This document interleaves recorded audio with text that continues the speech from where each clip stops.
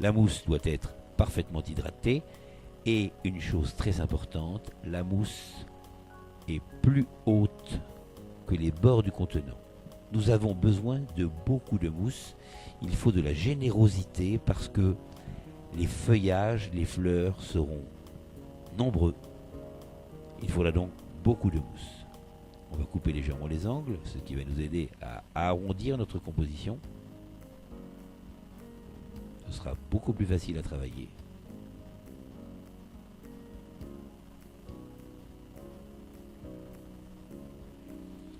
On peut éventuellement, aussitôt après, remettre de l'eau, avec du conservateur bien sûr, dans le contenant.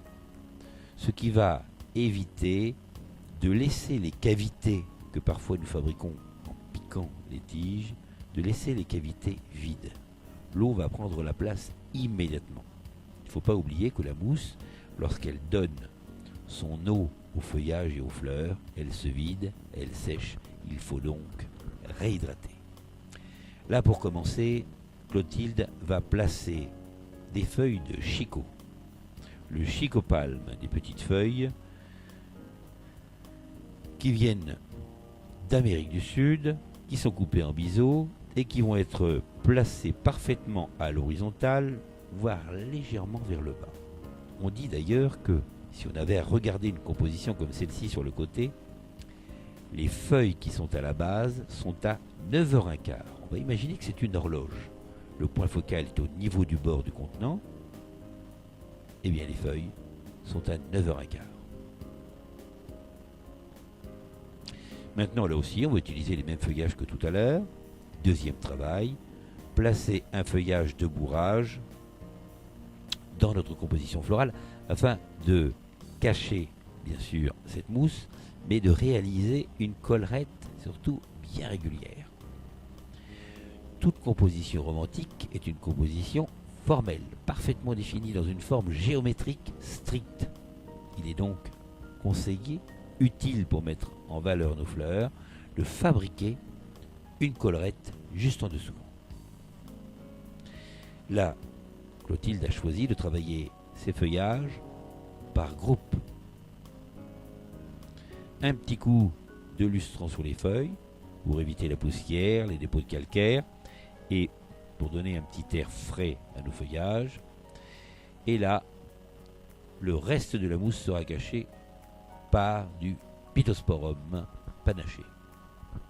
Du Pittosporum à grosses feuilles, puisqu'il existe également du petit Pittosporum.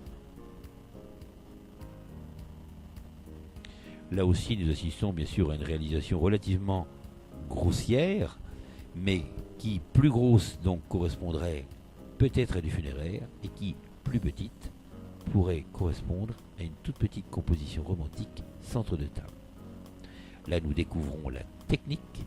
On pourra donc affiner, comme on le désire, cette technique dans des thèmes vraiment très précis et très particuliers. On peut d'ailleurs enrichir encore plus cette réalisation en allant chercher des feuillages beaucoup plus riches, en créant des pliages, etc., etc.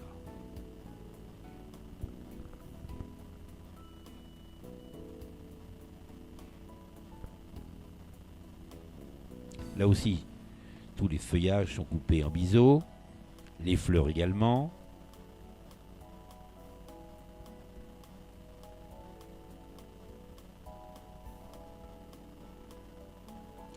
Il est utile de tourner la composition pendant la fabrication, de manière à contrôler si nous sommes parfaitement symétriques.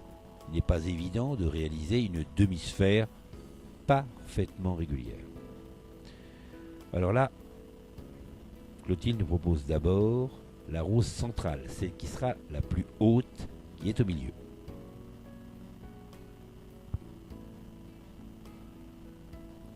Aussitôt après, on va placer les fleurs à l'horizontale, et ça c'est très important. Si on commence en haut et on descend tout doucement, tout doucement, tout doucement, on ne finira jamais régulier. Il est donc important de placer les fleurs à l'horizontale et vérifier si véritablement nous sommes bien partout au même niveau. La rose, là aussi, est une fleur absolument incontournable. On l'a déjà vu d'ailleurs dans d'autres DVD, que la fleur, la rose, est absolument incontournable puisqu'elle représente 60% des fleurs coupées vendues en France. C'est la fleur noble. S'il n'y avait pas de rose, certains consommateurs seraient perdus. Alors on met la rose. Là ici, Clotilde a choisi de les utiliser en premier. Apparemment, dans un dégradé orange, en plaçant les roses les unes entre les autres, bien régulièrement et en respectant la courbe pour obtenir la demi-sphère.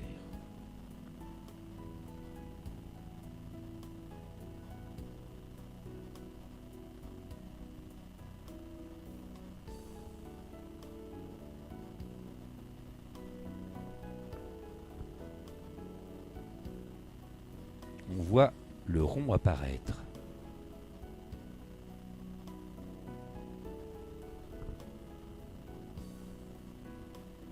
Il est utile d'apprendre à garder son couteau dans la main et de piquer de l'autre main. C'est un gain de temps considérable. On voit que la première phase a été réussie, la composition est ronde. Maintenant, on va placer les chrysanthèmes, le shamrock, qui lui est un chrysanthème vert, très à la mode. C'est une couleur à la mode, une fleur à la mode. Là aussi, la fleur est plate, il va falloir faire attention à bien les placer pour rester dans cette demi-sphère.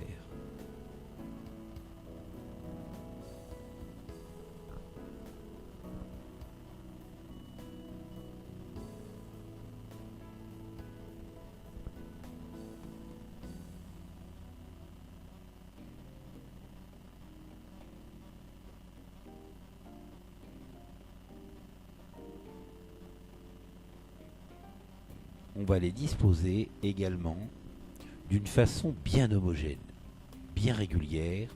On doit trouver des roses sur toute la surface, du chrysanthème sur toute la surface.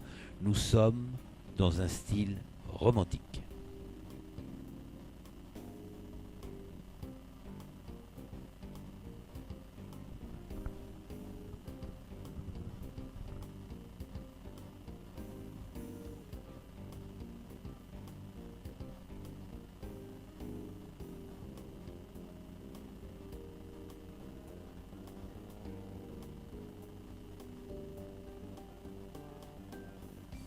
Maintenant, une troisième fleur, une fleur complémentaire, des fleurs d'Asclepia, orangées, qui se rapprochent en couleur de la couleur des roses.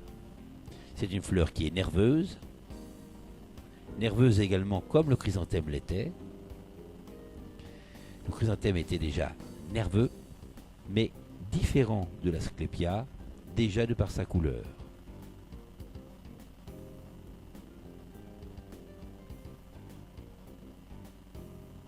Choisir une fleur comme l'Asclepia, c'est déjà un tout petit brin d'originalité dans une composition, ma foi, tout à fait classique. Maintenant, Clotilde nous propose des tulipes qui vont dépasser très légèrement. Mais attention, pas trop. Pourquoi ? La tulipe est une fleur qui, même coupée, piquée dans la mousse oasis, poussera toujours, c'est-à-dire que demain, la tulipe aura pris déjà 2 cm. Après-demain, 4 cm. Il faudra donc faire attention parce que la pousse va déformer la demi-sphère que nous sommes en train de réaliser. Une petite astuce permet éventuellement de ralentir la croissance de la tulipe. Il suffit de la traverser avec une épingle juste sous les pétales. On va traverser la tige. délicatement bien sûr, pour éviter la multiplication des cellules qui se trouvent sous la fleur.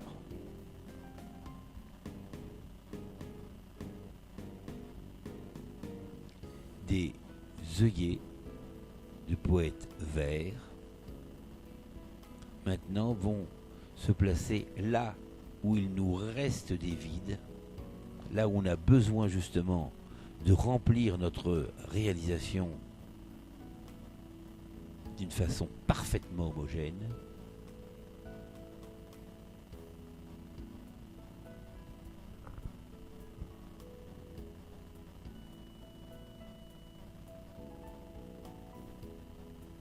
Toujours coupé bien sûr au biseau.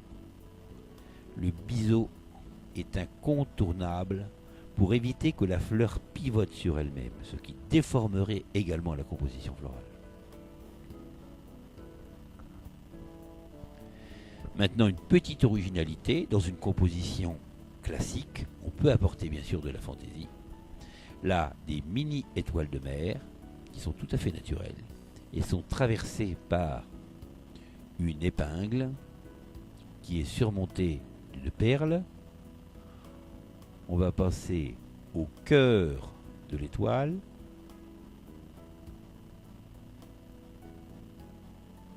Voilà.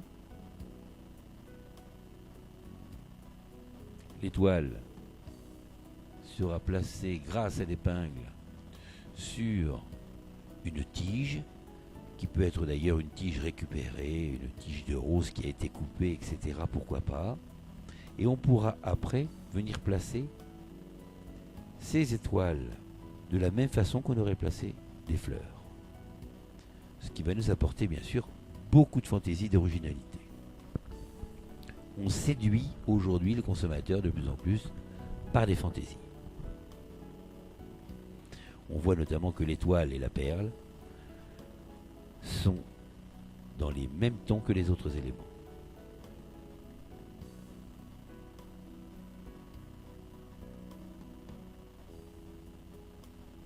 Voilà donc deux compositions florales que l'on vous propose, que l'on appelle romantiques, peu importe la forme, mais la disposition des végétaux détermine le style.